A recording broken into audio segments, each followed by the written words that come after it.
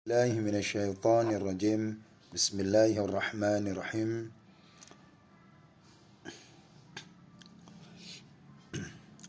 Terkutip di dalam kitabnya Syekh Nawawi Al-Bantani, beliau mengutip sebuah hadis Nabi sallallahu alaihi wasallam.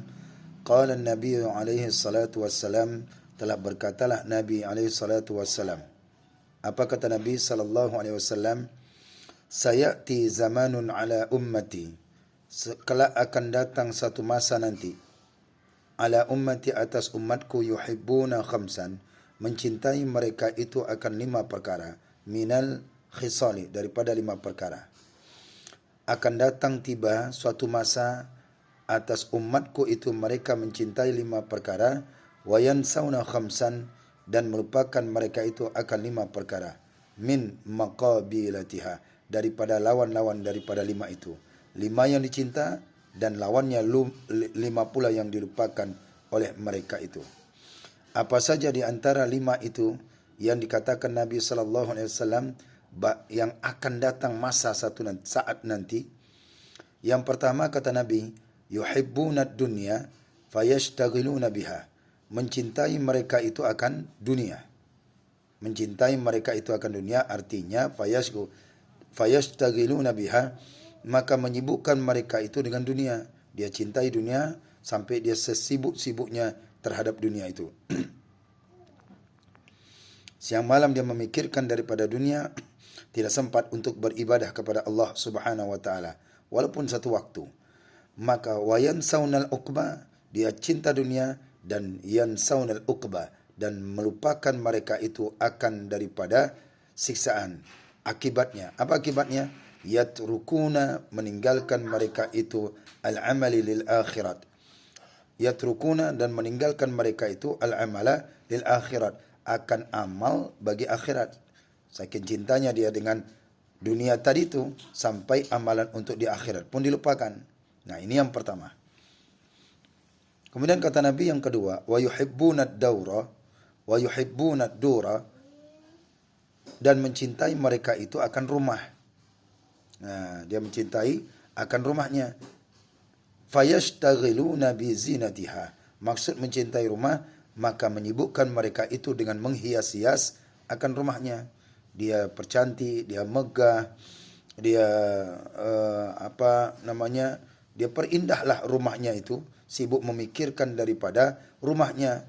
Sudah ada rumah, maka cari lagi rumah, kemudian hias lagi rumah, bangun ini, bangun dan lain sebagainya daripada pembangunan rumahnya.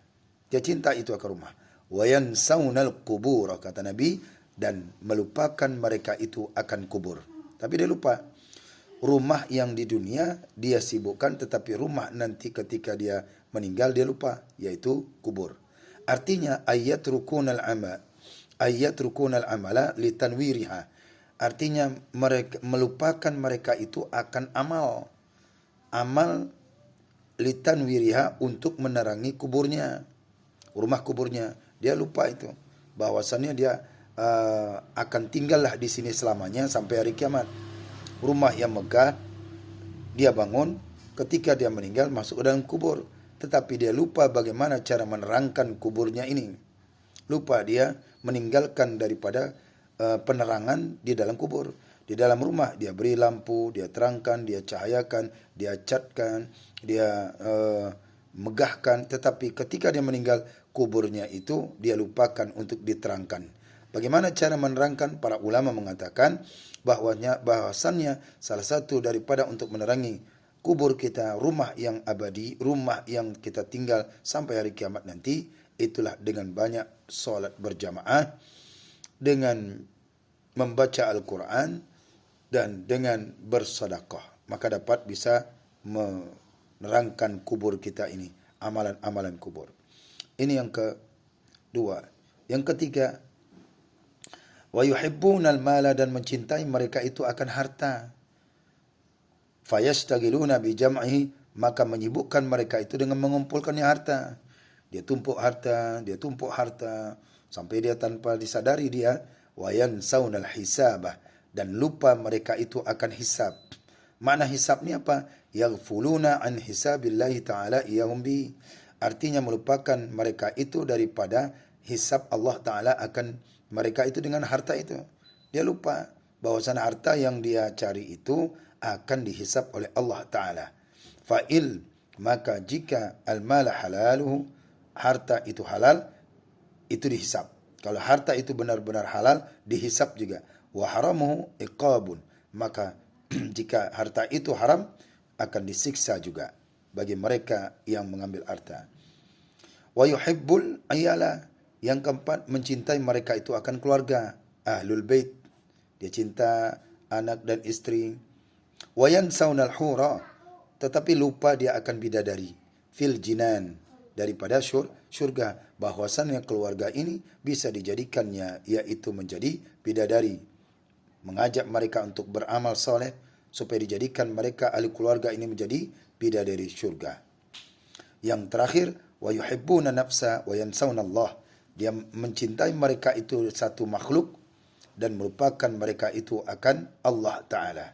Bi ayyatba'u muradu anfusahum wa yatrukuna awamirillahi Ta'ala, dengan bahwa mengikuti kemauan diri mereka dan meninggalkan perintah Allah Ta'ala. Contoh, mereka cinta kepada sesuatu yang makhluk yang dia cintai, seperti kucing, kuda. Dia cintai makhluk itu, burung. Dia bisa sampai membeli hewan yang ini melebihi daripada harta-harta.